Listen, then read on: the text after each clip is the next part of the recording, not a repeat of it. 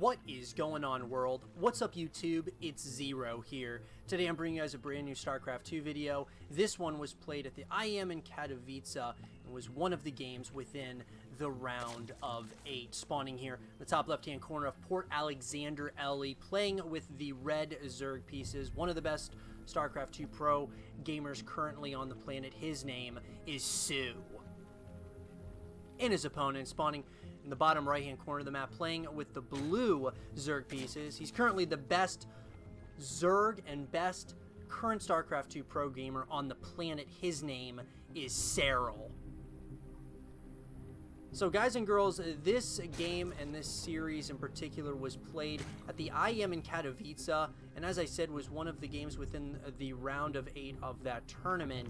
So all these games do matter in the grand scheme of things, as these players are trying to move on to the semifinals in the IEM in Katowice, and it's been an absolutely intense tournament so far that of all the games that we've casted. And I'm really excited about this one because these are two of the best Zerg players in the world. I mean, you could argue that other players like Dark or some of these other guys are of the same, skill set, of course, of like soO and even Serral, but these are two amazing players, two absolute forces to be reckoned with. So it'll be interesting to see how this game kind of in this series unfolds before our eyes, but we're going to go ahead and see what both our players are deciding to do in the early stages of the game. Looks like a hatch gas pool opener is going to come out of Serral, so very standard on his end, and it looks like the same exact build can be said for soO. So you can look at the top left-hand corner for that of that production tab and see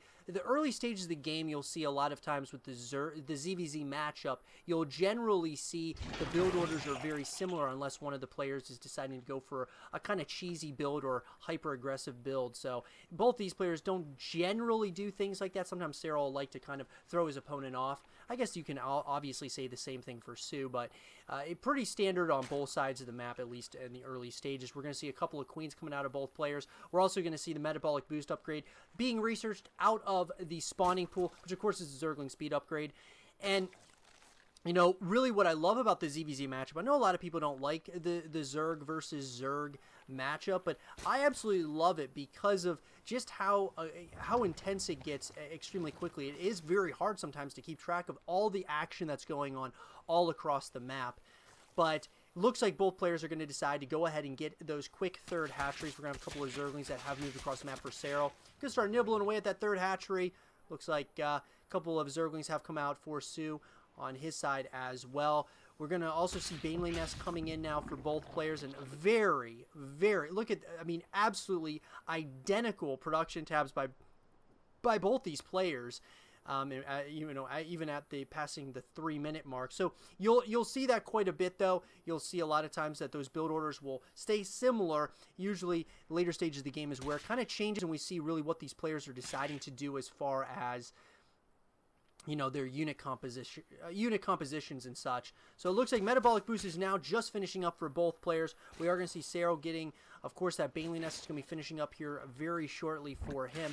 And it looks like that creep spread is starting to move out for both players. But as of right now, I mean, both players giving each other kind of that mutual respect. But it looks like soO is planning on trying to get a little bit aggressive here, as he's going to go ahead and get a Baneling. Looks like the same can be said for Serral. But both players just trying to kind of test the waters and see if they can get an advantage in any way, shape, or form in the early stages here, as Serral is trying to get some scouting information. Does look like he is not going to be able to do that. But there's a handful of Zerglings for soO moving across over towards that third hatchery. They are going to be met by some of Serral's Zerglings, and it does look like some of those. It looks like one of the Banelings is going to have a little timing there, get a couple of kills. Nothing too crazy as of yet, though. It looks like the Roach Horn is what the follow-up's going to be for soO, as Serral, as what he does so well is getting very good scouting information in. Both players going for the Roach Horn as well as the lair, so they can start getting those higher tier lair-based units. Gotta say, I love the skins though by Serral as well. This skin pack for within the war chest, absolutely awesome. We're gonna see the +1 upgrades coming in now for both players out of the evolution chambers, and still up to this point very similar on those production tabs. You know, just two very similar in skill are these two players. soO's really the one who's trying to kind of just test the waters as much as possible. He does not want Serral to be comfortable. So far in the early stages, we are going to see Collateral Reconstitution being researched for Serral. But it does look like, you know, just looking for those angles. That's really what it comes down to. The micro is absolutely imperative in this matchup. We are going to start seeing the roaches now coming out for Serral. And you gotta admit, both these players, it's kind of a tricky scenario that they're in. It's like, you know, who really wants to attack first and try to really begin the engagements here, because you're playing the best player in the world, that is soO. And you know, if you're Serral, it's kind of the same thing. soO is a very, very talented Zerg player, one of the best in the world as well. And so you got to be very careful how you go about doing these things, as far as trying to get, you know, whether it's scouting information or trying to get a little bit aggressive, as we are going to see the Spire now coming in for soO. So I like that decision quite a bit. But we are going to see the big point of interest is the Nidus network. So this is going to get very interesting very quickly. Looks like Serral wants to get aggressive, wants to be the one really creating the engagement here, as that Spire's going to be finishing up here shortly. Roaches are trying to move across the map. We are also going to see those Zerglings that are moving towards that 4th base location. I think that this timing push came in when Serral saw exactly what was going on with a 4th hatchery coming in. Does look like soO knows about this Nidus network now. But this could be very, very dangerous, as Serral is starting to move over towards that 3rd base location with a bunch of roaches. And there are roaches that are being met here, but now the Nidus worm is out. And here we go. Looks like a lot of those queens are being target fired down, so they're not going to be able to transfuse these units. Here we go. Serral is going to start moving in, not afraid whatsoever. The drones are going to be pulled off the line at that 3rd base location. The question is there going to be enough here for Serral to really take out all of these units and do enough damage? More and more units are starting to come in, and it does look like Serral is going to be forced back. Another Nidus worm is going to be coming in now.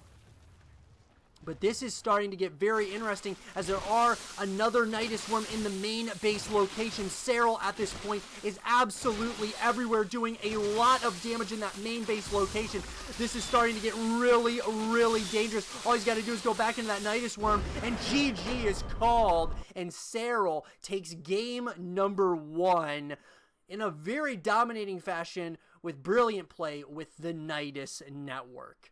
I hope you guys did enjoy this game between Serral and soO, and if you guys did, leave a thumbs up, subscribe for new, stay positive, and as always, I'll see you guys all in game number 2.